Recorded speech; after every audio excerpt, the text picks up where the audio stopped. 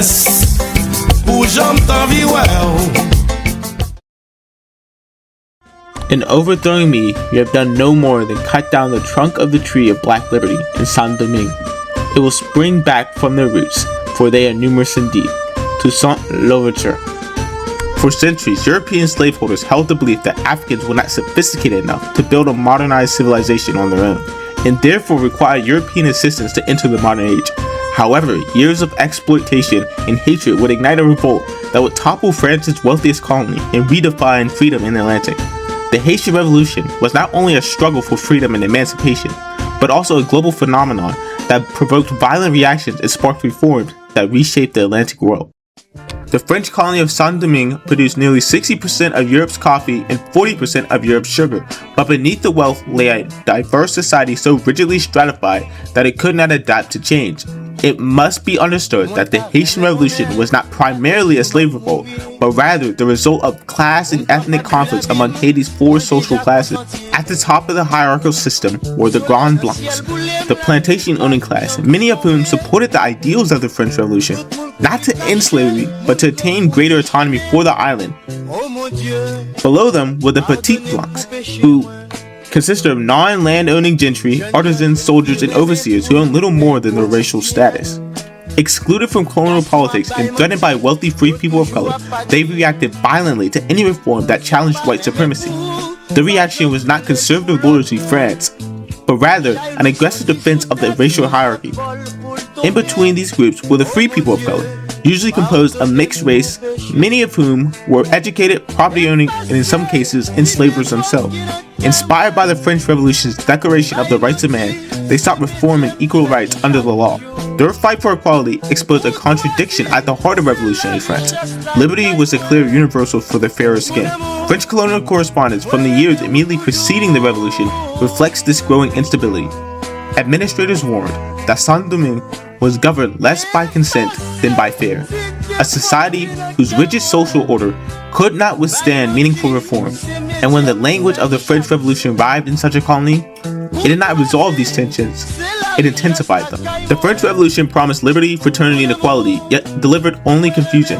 The Declaration of the Rights of Man proclaimed equality as a natural right, yet remained silent on who that equality applied to.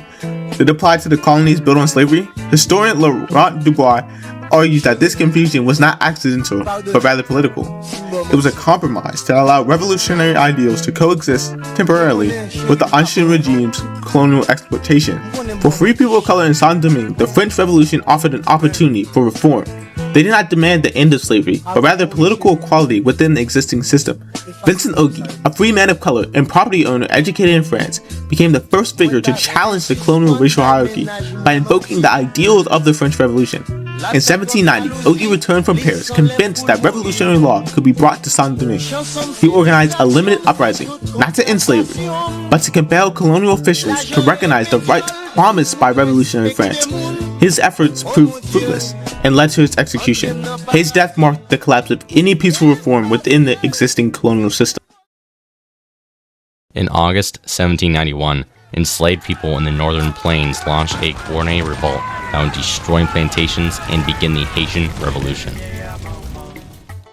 A plantation owner wrote to France that the colony was in flames from one end to the other, revealing how enslaved people targeted the economic pillars of slavery. This uprising was not simply a violent resistance, it was political. The uprising plunged Saint-Domingue into a brutal civil war. White planters fought free people of color, enslaved armies fought colonial militias, and with this violence, other colonial powers sought to gain control of the island. Spain and Britain invaded, hoping to seize France's wealthiest colony, while the French Revolution destabilized Europe as a whole. It was in this chaos that Toussaint Louverture emerged.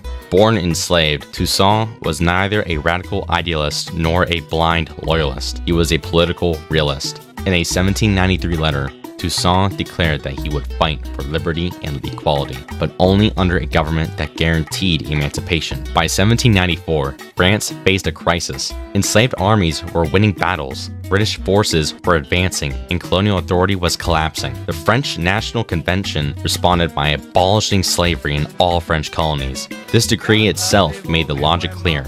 emancipation was necessary to save the French Empire. Toussaint switched his allegiance to France and defeated the Spanish in Saint-Domingue. In the 1801 Constitution, Toussaint declared that all men are born free and live free. But freedom came with limits. Toussaint believed the island's plantations were crucial to its survival in the growing global economy and used his authority to ensure they continued operating to maximize profits. Formerly enslaved people who were inspired by Toussaint were yet again required to remain on estates but under military supervision. Toussaint believed that economic collapse would invite re-enslavement by foreign powers. Leroy Dubois explains, this revealed a central contradiction of the revolution. Liberty existed, but the plantation system endured, now enforced by the revolutionary state rather than by enslavers. Reform had transformed slavery, but it had not dismantled the colonial economy. Toussaint may have believed he saved his nation from slavery, but instead he pushed his people back into it. While Saint-Domingue continued under the quasi-leadership of Toussaint Louverture, a new figure was rising to power across the Atlantic. Napoleon Bonaparte viewed Saint-Domingue not as a revolutionary partner, but as a colonial asset he sought to use to rebuild France's empire in North America. French forces landed in Haiti. Toussaint was captured through deception and deported to France. Napoleon's attempt to restore slavery radicalized the conflict beyond reform. French troops faced relentless resistance and yellow fever, which devastated European armies. By 1803, France had lost control due to strategic defeats at the hands of the rebels and disease, which wiped out a large number of French forces. In 1804, Haiti declared independence, the first Black republic and the first nation born from a successful slave revolt. Haiti's independence in 1804 sent shockwaves across the Atlantic world. For slaveholding societies, Haiti was not just a new nation, but a threat to their very means of livelihood. Newspapers downplayed or distorted reports from Haiti. Slaveholders described the revolution as chaos rather than strategy, violence rather than politics. This was deliberate. Acknowledging Haitian success would have forced white Atlantic societies to confront the lie at the core of racial slavery, that Black people were naturally inferior and incapable of self-rule. Beyond policy, there was a psychological resistance. Much of the Western world simply refused to believe that formerly enslaved Africans had defeated European empires on their own terms. Silencing Haiti became as important as isolating it. As historian Leroy Dubois argues, Haiti was treated as an impossibility because accepting its legitimacy would unravel the ideological foundations of slavery itself.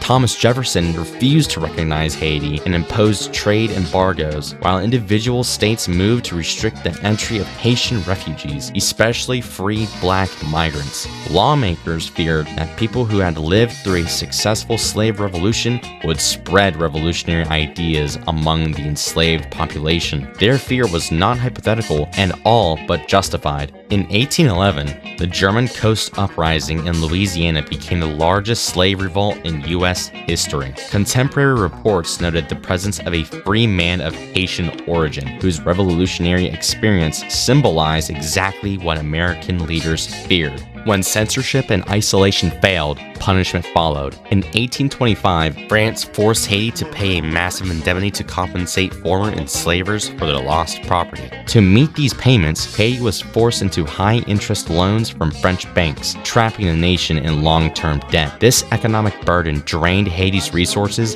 and weakened its ability to develop as an independent state. The resulting poverty was then used by slave-holding societies as supposed evidence that Black self-rule was destined to fail. In reality, Haiti's struggles were not the result of freedom, but of deliberate international sabotage.